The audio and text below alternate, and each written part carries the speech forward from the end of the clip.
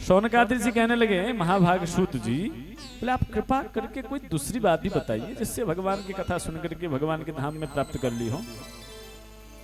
सूत जी कहते हैं मैं तुम्हें दूसरा उदाहरण बता रहा हूं। समुद्र के निकट एक वाशकल नाम का गांव, उस गांव में एक दुष्ट विषयी कुटिल मलेच्छ धर्म से विमुख पशुबुद्धि व्यक्ति, जो कर्म करने वाले सब लोग विषयी रहते थे, धन अर्जन करते थे। उस धन को अर्जन करने का तरीका उनका अनीति का था, दुराचार का था, झूठ कपट का था, और अर्जन किए हुए धन का दुरुपयोग केवल नशे में होता था, अभिमान में होता था, प्रदर्शन में होता था। ऐसा एक गांव रहता था, और उसी गांव में एक महाधूर्त बिंदुक नाम का ब्राह्मण रहता था। उसकी स्त्री भी उस गांव की अन्य जो स्त्री की तरह व्यभिचारिणी हो गई थी,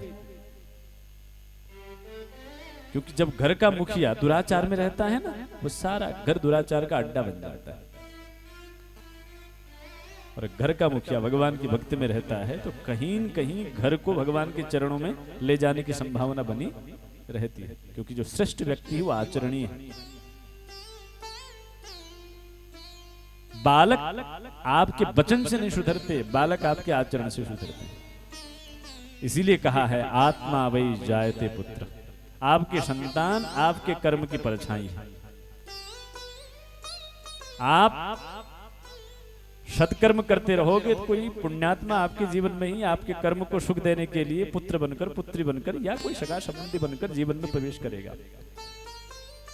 यदि आप अपने कर्म में सावधानी नहीं की, भोगमयी विषय में, व्यभिचार में, दुराचार में, झूठ में, कपट में, निंदा में, स्तुति में आपने जीवन का आचरण किया, तो फिर आपके घर आई हुई आत्मा भी उन्हीं कर्म का फल देने के लिए आपके पत्नी, पुत्र, पति बनकर के जीवन में प्रवेश करेगी। जीवन में सुख और दुख हमारे कर्मों से।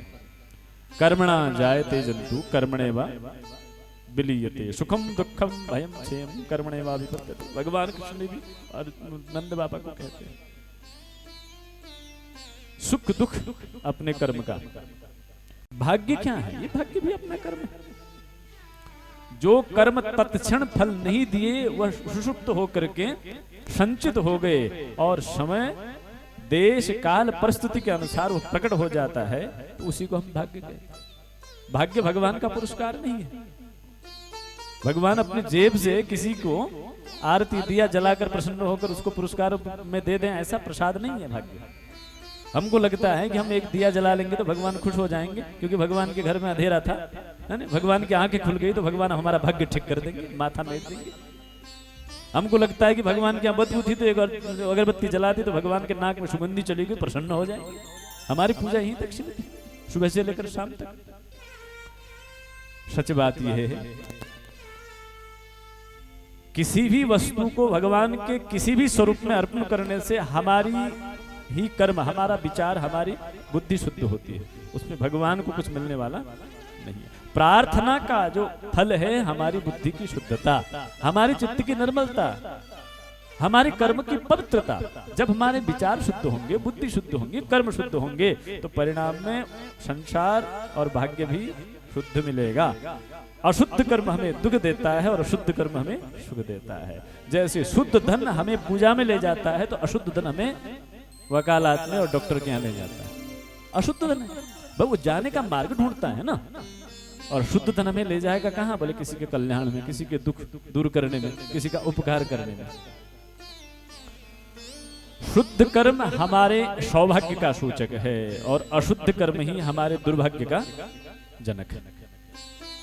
भाग्य कोई दे नहीं सकता,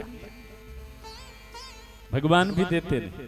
भगवान तुम्हारे कर्मों की परछाई देश काल स्थिति परिस्थिति से तुम्हें देते हैं, उसी को भाग्य कहते हैं। कर्म ही, संचित कर्म ही हमारा भाग्य है।